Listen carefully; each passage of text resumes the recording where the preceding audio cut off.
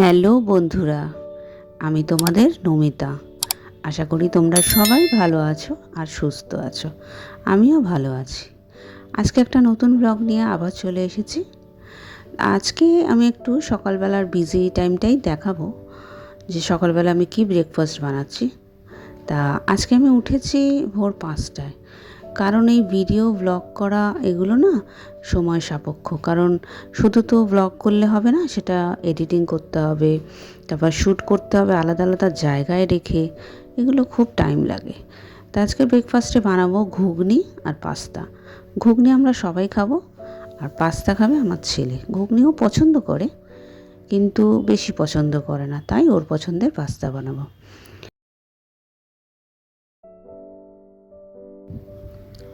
আমি কাল রাতেই মটরটা তো ভিজিয়ে রেখেছিলাম, কারণ মটরটা তো অনেকক্ষণ ভেজাতে হয়, আর আলুটাও কেটে রেখেছিলাম।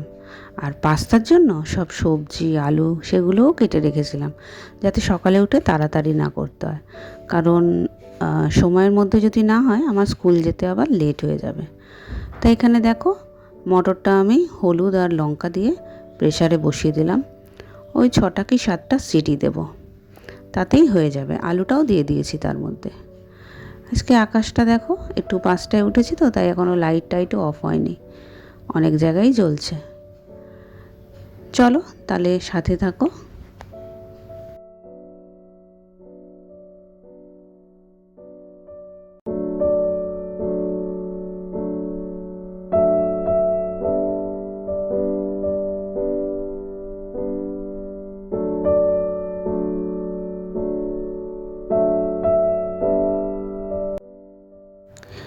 চলো তাহলে এবার দেখা যাক পাস্তার জন্য কী কী সবজি কেটে রেখেছি।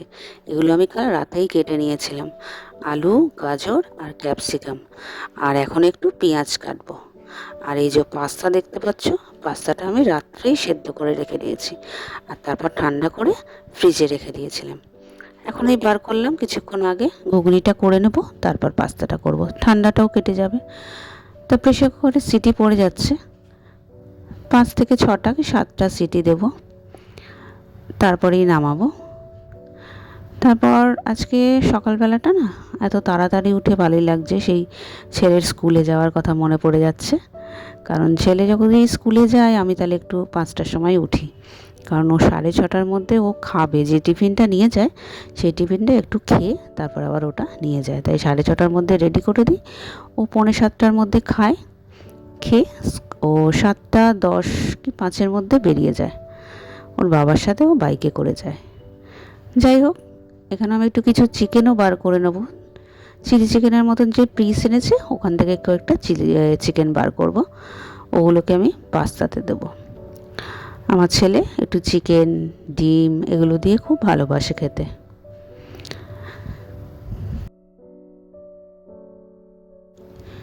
চলো এবার ঘুগনি রান্নাটা শুরু করি। কড়াই গরম হয়ে গেল, এবার তেলটা দিলাম।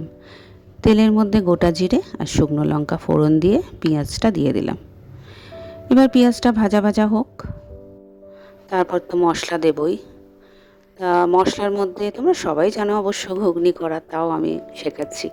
আমি এরকমভাবে করি, আর সবাই হয়তো এরকমভাবেই করে। তা পেঁয়াজগুলো এই ভাজা হচ্ছে। আর আজকে একটু অন্যরকম জিনিস দিলাম, কি বলো তো, এই বাদাম। ঘুগনিতে জানি কোনো দিন বাদাম পড়ে না, কিন্তু আজকে ট্রাই করলাম। মুখে না একটু বাদাম পড়লে বেশ ভালোই লাগে। আর সত্যি ঘুগনিটা ভালোই হয়েছিল, বাদামগুলো মুখে পড়ছিল, খুব ভালো লাগছিল। তো একটু বাদাম দিয়ে ভাজা ভাজা করছি। একসাথেই দেবো, বাদামটা আর ভেজে তুলে রাখবো না, একসাথেই মশলা কষে ওর সাথেই করে নেব। তা 2টো টমেটো দেবো, 2টো টমেটো কাটছি। মাথাগুলো তো একটু কেটে নিতে হয়, মাথাগুলো কেটে নিয়ে 2টো টমেটো দিয়ে দেবো।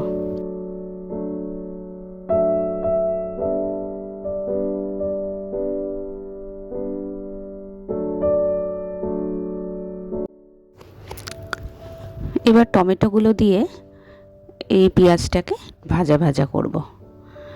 তা একটু টমেটোটা গলে যাবে, তারপর আমি মশলা দেব। ওই বেসিক মশলা, জিরে গুঁড়ো, ধনে গুঁড়ো, আদা রসুন, ব্যাস এইটুকু দিয়ে মশলাটাকে কষা হবে। এই যে পেঁয়াজ আর টমেটোটা দেখছো ভাজা হচ্ছে, একটু টাইম লাগবে। আর নুনটাও একটু ছড়িয়ে দেবো, যা মানে পরিমাণ মতোই নুন দেবে তোমরা, সেটা তো জানোই। যাই হোক, ভাজা ভাজা হচ্ছে।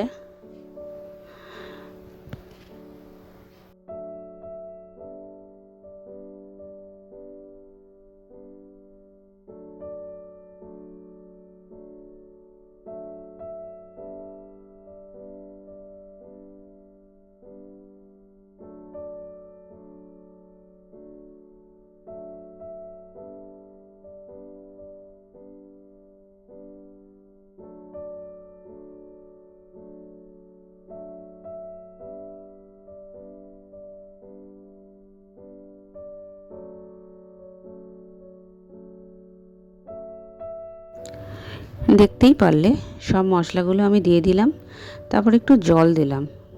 জল দিলে না মশলাগুলো ভাজা ভাজা ভালো হয়, লেগে যায় না। এবার একটু ঢাকা দিয়ে একদম লো আছে মশলাগুলোকে কষা হবে। এই মশলা কষা হচ্ছে, তারপরে ঘুগনিটা দিয়ে দেবো, মটরগুলো আর আলুগুলো যেগুলো সেদ্ধ করা আছে সেগুলো দিয়ে একটু ফোটাবো। কারণ বেশি ফোটাবো না, কারণ ওটা তো পুরো গরমই আছে। আর যে জলটা আলাদা করে দিয়ে ফোটাতে হয় সেগুলো কিছুই করতে হবে না, কারণ এতে যা জল আছে আমি সেরকমই মেপে দিয়েছি, আর জল লাগবেও না। আর এই জল তো একদম ফুটন্ত, তাই বেশি ফোটাতেও হবে না। দেখো খুব ভালো সেদ্ধ হয়েছে, আমার তো মনে হয় একটু বেশি সেদ্ধ হয়ে গেছে। যাই হোক, এই মশলা কষা একদম ভালো করে রেডি। একটু তেলও ছেড়ে গেছে, তেল ছেড়ে যাওয়া মানেই ভাববে মশলা কষা। এবার মটরগুলো দিয়ে দিলাম। লাস্টে একটু গরম মশলা দেব, দিয়ে নামিয়ে দেব। একটু ফুটিয়ে তারপর নামিয়ে দেবো, তাহলেই হয়ে যাবে আজকে আমার ঘুগনি রান্না। দেখতে থাকো তোমরা।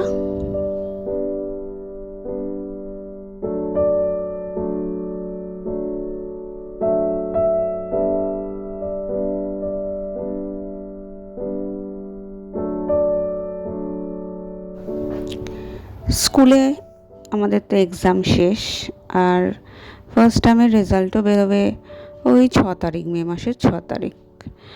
তা এখন স্কুলে শুধু ক্লাসই হচ্ছে, কারণ চেকিং সবার মোটামুটি ডান। এবার সবাই সবাইকে নাম্বার টাম্বার দেওয়া হবে। আর এইভাবেই এখন ক্লাস চলছে, যার যেরকম ক্লাস সে সেরকম ক্লাস করছে।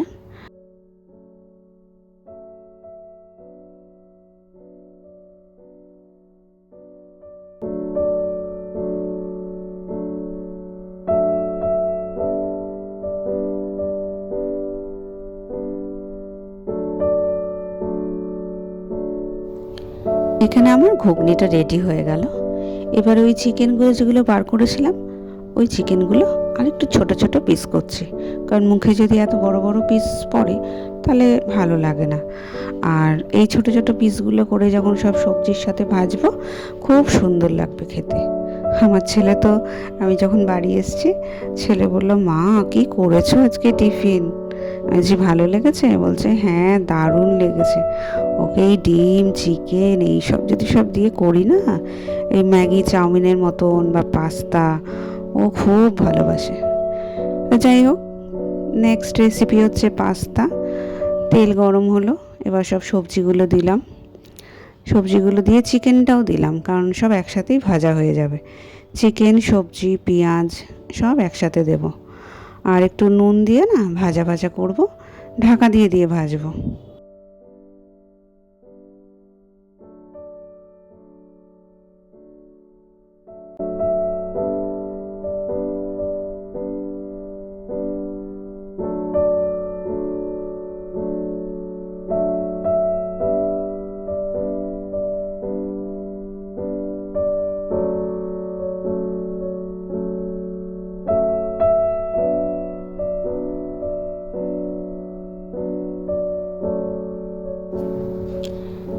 এবার মোটামুটি সেদ্ধ হয়ে গেছে।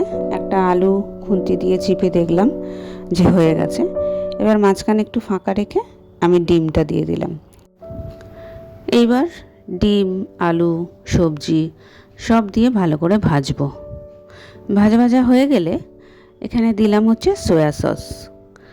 সয়া সস দিয়ে একটু কিছুক্ষণ নাড়াবো, একটু ভাজা ভাজা একটু করব, করে দিয়ে দেবো টমেটো সস। টমেটো সস দিয়েও আবার সবজিগুলোকে নেড়ে ছেড়ে আরেকটু ভাজা ভাজা করব। তারপরে পালা পড়বে কার? পাস্তা। এইবার পাস্তা দিয়ে ভালো করে নাড়াচাড়া করে ঢেকে আর একটু ভাজা ভাজা করবো, একটু ঢেকেও দেবো।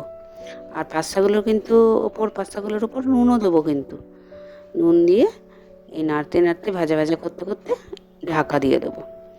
ঢাকা দিয়ে ভাজা হোক, তারপর দেখা যাক কীরকম লুকটা বেরোয়।